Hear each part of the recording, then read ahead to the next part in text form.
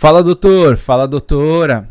Então você está de plantão e chega para você um senhor de 50 e poucos anos, febril, taquicárdico e meio sonolento. Você deve pensar, isso pode ser sepse? Eu tenho que abrir o protocolo agora ou dá para esperar? Peço a cultura ou faço logo o antibiótico? E o SOFA? Faço o SOFA, o QI-SOFA? Se você ainda tem dúvida em como manejar esse tipo de paciente, fica nesse vídeo porque eu vou passar para você um passo a passo desde quando suspeitar, fazer o diagnóstico e manejar esse tipo de paciente que vem com suspeita de sepse no departamento de emergência. Bora pro vídeo? Falar de sepse parece ser sempre um assunto complicado, né? E é. Eles estão sempre mudando as definições. Falam pra gente fazer 30 ml por quilo, mas depois diz que a gente tem que individualizar. Parece que eles ficam tirando da reta o tempo todo, mas dá pra entender. E aí tem o pacote de 1 hora, o pacote de 3 horas, cara, tem o Surviving, tem o ILAS, tem as sociedades que concordam em discordar e tem a gente que tá na linha de frente que só quer saber quanto de soro que eu devo fazer e em que momento o antibiótico deve entrar, não é isso? Mas vamos melhorar o nosso jogo aqui.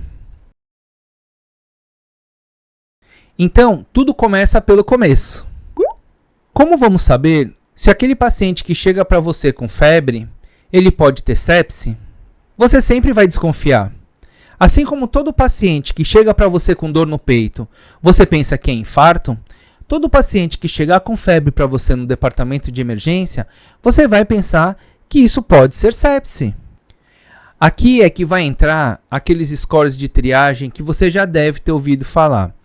O SIRS, o NILS, o MILS, o SOFA, o QI-SOFA. Você sabe, né, que quando tem muito é porque nenhum deles é acurado o suficiente. Mas é porque ainda não existe nenhuma ferramenta de triagem que possa ser considerado o gold standard no reconhecimento precoce da sepse. Mas não deve demorar muito.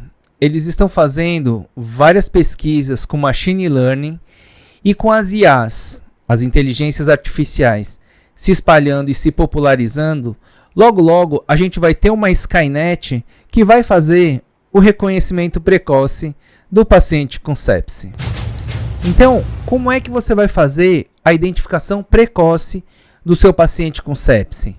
Primeiro, julgamento clínico. Seu paciente vem com uma clínica de infecção. E depois, você vai aplicar alguma daquelas ferramentas de triagem que a gente falou anteriormente. Vamos falar um pouquinho a respeito de alguma delas e qual seria a mais indicada para o departamento de emergência? Vamos começar com os critérios de SIRS, que são os mais conhecidos. Lembra que SIRS mais foco antigamente fazia diagnóstico de sepse. Hoje já não é mais uma verdade, porque muitas pessoas acabaram recebendo o diagnóstico de sepse sem, na verdade, estarem realmente séptico. Ou seja, houve um abuso no uso dos antibióticos de uma maneira indiscriminada e um gasto excessivo com exames e dias de internação. Então, nos dias de hoje, os critérios de SIRS ainda têm o seu valor como ferramenta de triagem, mas não mais como critério diagnóstico. Então vamos falar de outra ferramenta de triagem. O NILS é uma das ferramentas mais utilizadas e hoje em dia tem sido a mais indicada para o departamento de emergência e o pré-hospitalar. Ela garante uma alta acurácia e permite assim intervenção precoce naqueles pacientes com suspeita de sepse. A nota de corte que se usa é um NILS maior ou igual a 7. Vai ter link lá nos comentários, clica lá. E o QI-SOFA? O QI-SOFA ficou famoso porque as pessoas achavam que um QI-SOFA maior ou igual a 2 fazia o diagnóstico de sepse. Porém, ele é uma ferramenta de triagem. Ele é muito bom para identificar aqueles pacientes críticos. Mas como ferramenta de triagem, ele tem baixa sensibilidade comparado com os outros. Na verdade, ele é o que tem a menor sensibilidade. Ou seja, ele é bastante específico, mas deixava passar muitos pacientes com sepse também. Por isso, o Surviving, na sua última atualização, recomenda contra o uso do QI-SOFA como ferramenta única de triagem. E você, usava certo o QI-SOFA? Conta pra gente aí nos comentários. Ok, então até agora seu paciente vem com suspeita de sepse. Ele tem um foco infeccioso confirmado, você está vendo pus saindo do pé dele, ou presumível, o paciente tem dor de garganta. E ele chega com sinais vitais alterados que você pontuou de acordo com alguma escala que foi usado na triagem. Então esse paciente, você fez uma suspeita de sepse. Agora, a gente precisa confirmar ou descartar o diagnóstico. Você é quem vai decidir se o protocolo vai acontecer, se você vai disparar o pacote de 1 hora ou não. Porque até então, o seu paciente tinha apenas uma suspeita de sepse, ok? Suspeita. Então, para contextualizar, vamos lembrar rapidinho qual é a definição de sepse? Sepse é a presença de disfunção orgânica ameaçadora à vida, causada por uma resposta desregulada do organismo a uma infecção. Ou seja, você tem uma infecção e o seu corpo vai reagir a essa infecção, mas de uma maneira desregulada. E o que é que isso quer dizer? Ele pode responder muito com uma inflamação exagerada ou pode responder pouco, com algum grau de imunossupressão.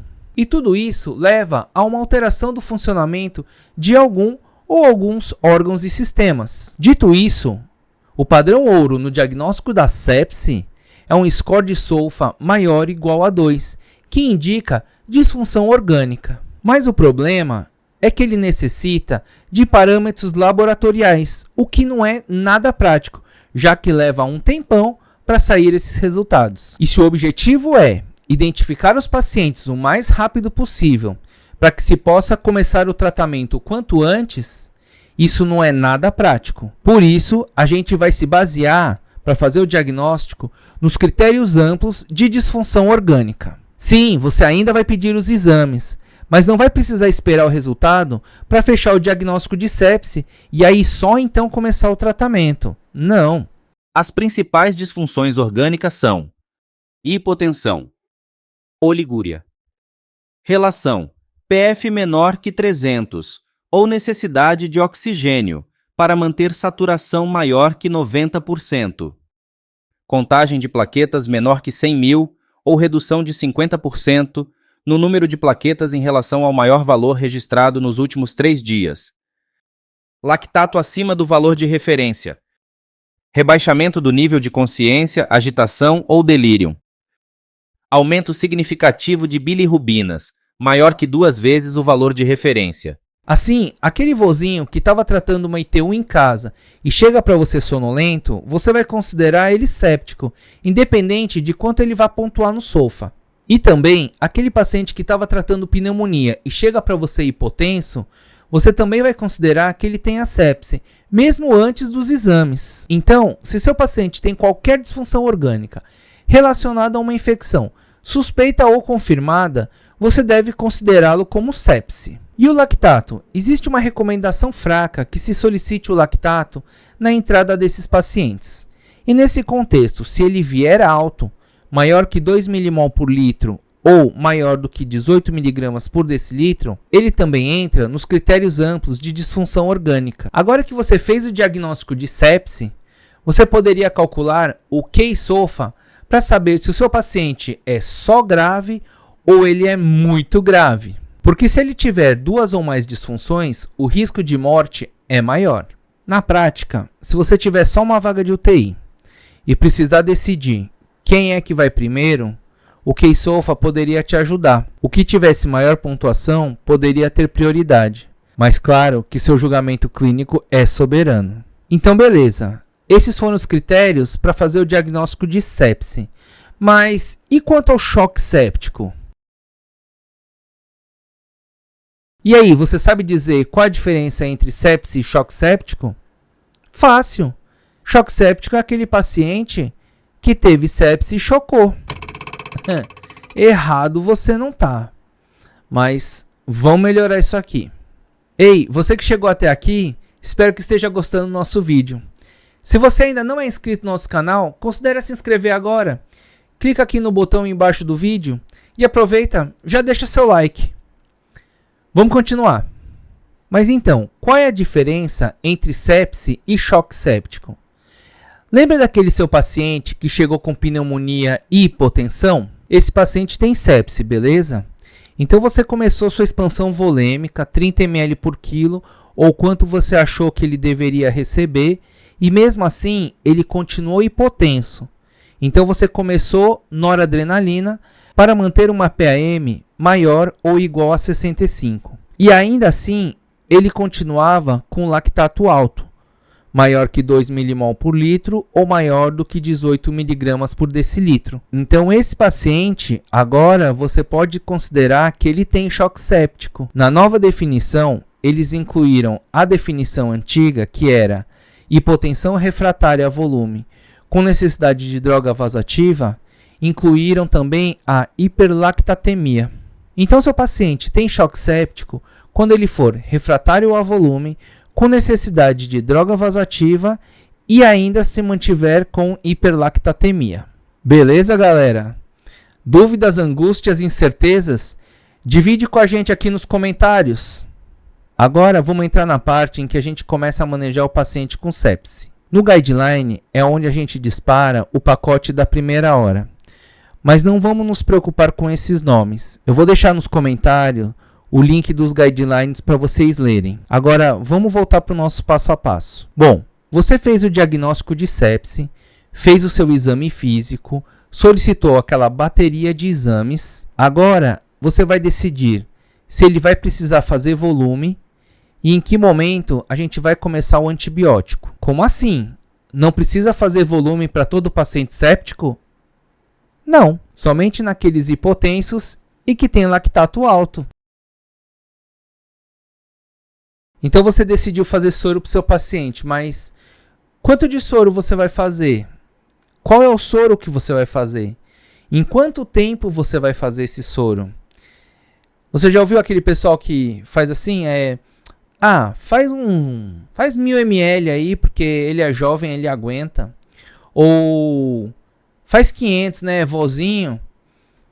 Não, mas se for cardiopata também é melhor fazer 250 ml, porque vai que ele encharca, né? Tu já viu as pessoas fazerem dessa maneira? Vão melhorar isso aí? Então, só contextualizando, o guideline ele é feito para a maioria dos médicos que estão na linha de frente, que muitas vezes não tem o costume nem os recursos para manejar um paciente séptico na emergência. Eles não têm como calcular uma VTI ou um delta-PP, entende? Mas a ideia é individualizar sempre que possível, ok? Esclarecido isso, vamos escolher um cristalóide, que pode ser o Ringer lactato ou o soro fisiológico, que são os dois mais comuns nos departamentos de emergência. Então, se tiver Ringer, o guideline recomenda que se dê preferência a soluções balanceadas. E quanto eu vou fazer? Você pode iniciar fazendo 30 ml por quilo. E o guideline recomenda que se faça em até 3 horas. Então você fez a ressuscitação inicial e o seu paciente continua hipotenso. E agora, qual é o próximo passo? O guideline recomenda que seja utilizado variáveis dinâmicas para guiar a ressuscitação a partir daí. Essa é uma recomendação muito baixa. Se por um acaso você tiver condições de avaliar o débito cardíaco ou a variação do volume sistólico com Flotrac ou com EV1000, faça. A ideia é que se individualize cada atendimento. Mas geralmente esse material não está disponível no departamento de emergência. Então o que a gente pode fazer ainda? A gente pode se guiar através da variação da pressão de pulso, que pode ser aplicado à beira do leito junto com a manobra de elevação das pernas, também conhecido como leg raising. Mas então o que é a pressão de pulso? A pressão de pulso nada mais é do que a diferença entre a pressão arterial sistólica e a pressão arterial diastólica. Então, como é que é esse teste? Você vai, inicialmente, medir a pressão de pulso do seu paciente. Depois, você vai fazer uma elevação das pernas por 60 a 90 segundos. E depois, vai medir novamente a pressão de pulso. Se a diferença entre a pressão de pulso inicial e a pressão de pulso final após essa elevação das pernas for maior do que 15%, então muito provavelmente o seu paciente pode se beneficiar com mais volume. Tem uma série de limitações e críticas, mas lembre-se, perseguir a perfeição dentro do departamento de emergência pode ser perigoso. Ele pode te paralisar e prejudicar o seu paciente, além de matar a sua alma por dentro. Então lembre-se, o feito é melhor do que o perfeito. Mas você pode perguntar, como é que eu vou saber se eu estou indo para o lado certo? Eu estou fazendo bem para o meu paciente? Lembre-se, o que não pode ser medido não pode ser avaliado. Então, vamos olhar para o lactato? Antes se falava em perseguir a normalização do lactato, mas hoje em dia apenas a redução já é o suficiente. Outro parâmetro para se basear em que você está indo para o lado certo é o quê? A normalização do tempo de enchimento capilar. Isso entrou na última atualização do guideline. E o que mais? Você vai ver melhora clínica. Você vai observar uma melhora da pressão arterial e também uma melhora do sensório.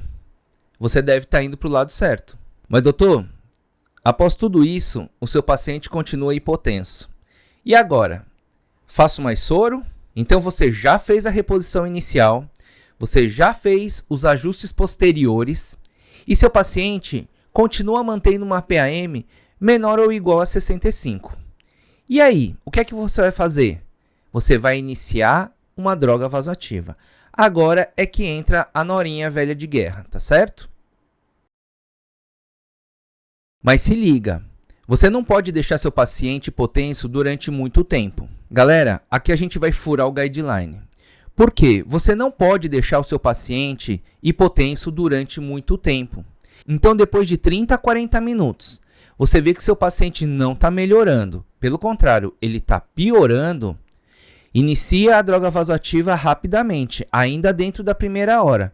Pode começar a nora o quanto antes, principalmente se essa hipotensão for ameaçadora à vida.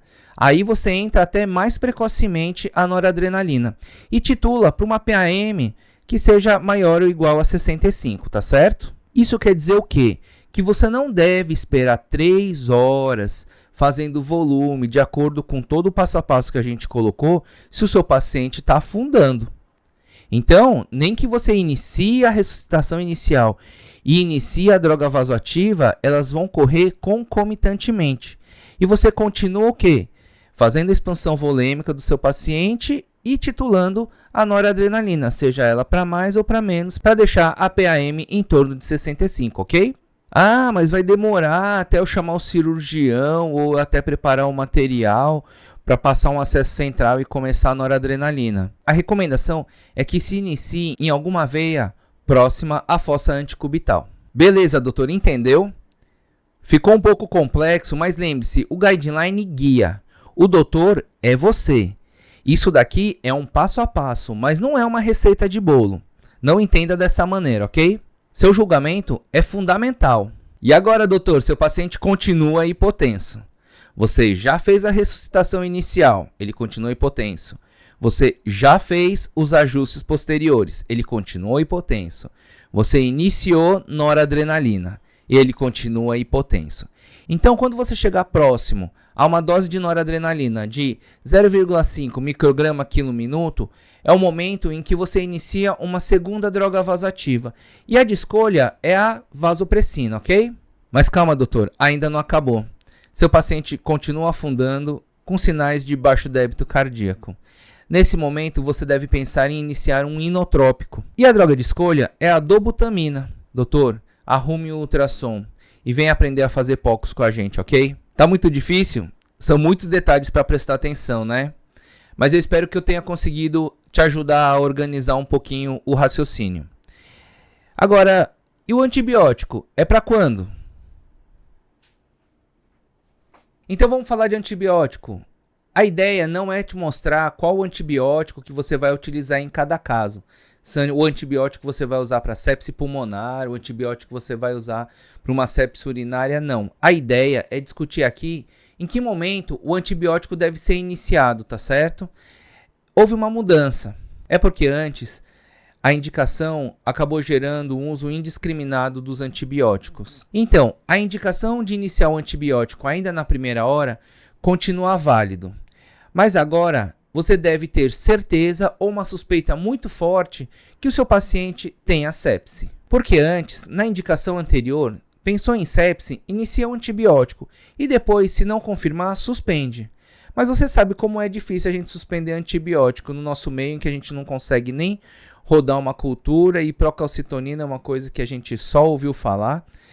Mas tudo isso mudou. Então, antes de iniciar o antibiótico, se for possível, existe uma recomendação nível melhor prática de que se peça as culturas. Então, você teria até 45 minutos para iniciar o antibiótico naqueles pacientes que você tem certeza ou uma forte suspeita que seu paciente tenha sepse. No departamento de emergência, você sabe que nossos pacientes chegam com sinais e sintomas inespecíficos. Então, nesses casos em que a sepse é um dos diagnósticos diferenciais igualmente prováveis, devemos avaliar o paciente pela gravidade. Se seu paciente chegar chocado e a sepse for um dos diagnósticos prováveis, então é melhor colher as culturas e iniciar logo o antibiótico. Agora, se o seu paciente não estiver chocado, então existe a recomendação de que você teria uma janela de 3 horas para trabalhar no seu diagnóstico diferencial. Se por um acaso você não conseguir excluir sepse dentro dessas 3 horas, a indicação é que você inicie o antibiótico, mesmo que depois você tenha que suspendê-lo, ok? Isso foi muito bom, porque eles tiveram a consciência de que é muito difícil fechar o diagnóstico de sepse, muitas vezes no departamento de emergência. E eles acabaram incorporando essa incerteza para tentar diminuir o uso indiscriminado dos antibióticos. Beleza. E a procalcitonina? O que é que tem a ver com tudo isso? A procalcitonina, ela foi usada erroneamente para decidir se iniciaria ou não o antibiótico. E na verdade, ela não tem esse poder. O valor dela, segundo o Surviving, é que ela vai te ajudar naqueles casos em que se tem dúvida se devemos descontinuar o antibiótico depois de um período. E aí, tá curtindo o nosso passo a passo? Se você estiver curtindo, deixa seu like aí no vídeo. Bora que tem mais! E o que mais a gente tem para fazer? Na verdade, o Guideline traz 93 recomendações. E no caso, se eu fosse passar por cada uma delas, aí já não seria mais um vídeo. Já seria um seriado, né? Pra gente maratonar. Mas ainda tem algumas recomendações que eu vou te chamar de adjuvantes, que vale a pena comentar. Nesse bloco, vamos falar sobre o corticoide, bicarbonato, o corte da glicemia e o corte da hemoglobina. Vamos falar dos corticoides? Em que momento a gente vai utilizar o corticoide? Lembra do seu paciente que continuava hipotenso mesmo depois da ressuscitação inicial, dos ajustes, e ainda assim você iniciou a noradrenalina, mas ele continuava hipotenso e com lactato alto? Quando você pensar em iniciar o segundo vasopressor, ou seja, quando a noradrenalina estiver em torno de 0,5 microgramas por quilo minuto, o Guideline recomenda que se inicie a hidrocortisona juntamente com o segundo vasopressor. Então, quando você pensar em iniciar o segundo vasopressor, você pode iniciar a hidrocortisona. A dose recomendada seria 50 mg a cada 6 horas. Essa é uma recomendação nível dos experts, ok? E quanto ao bicarbonato? Você é daqueles que quando vê uma acidose metabólica grave e um base excess super negativo, você já pede uma reposição de bicarbonato só para dar uma aliviada na sua ansiedade? Um diazepam para você, um diazepam para mim. Tchim, seria melhor do que a gente repor o bicarbonato nesse momento. Mas falando sério agora, o Guideline adotou o Bicar-ICU. Então, existe algum benefício de você repor bicarbonato naqueles pacientes com choque séptico e acidose metabólica importante, pH menor que 7,15. Além disso, também há benefício em repor bicarbonato de sódio naqueles pacientes com lesão renal aguda, aqui entre 2 e 3. E eu devo me preocupar com a hemoglobina? Deve ser alguma coisa importante, já que ele vai carregar o oxigênio para os tecidos, né? A recomendação é que você transfunda aqueles pacientes com baixa perfusão e um HB menor que 7 mg por decilitro, ok? E quanto ao controle glicêmico, uma glicemia menor do que 180 é desejável. E o bônus? Acho que não preciso nem falar, mas aonde a gente deveria conduzir esse tipo de paciente?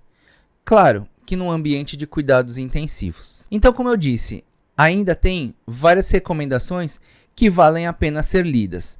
Eu vou deixar o link para os artigos aqui nos comentários para vocês se divertirem. Espero que vocês tenham gostado.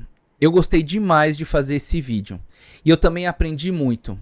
Sabe, com o avançar do roteiro, eu pude começar a perceber que os nossos colegas, sejam eles residentes ou os veteranos, não dão a devida importância que um paciente séptico merece. Muitos deles conduzem de uma maneira arbitrária, sem dar a devida importância que um paciente séptico merece dentro do departamento de emergência. Então é isso, doutor. Muito obrigado pela sua atenção e pelo seu tempo.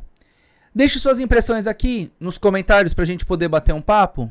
Eu sou o Sugayama, me despedindo. Esse é o Academia Emergencista. Até o próximo vídeo. Tchau!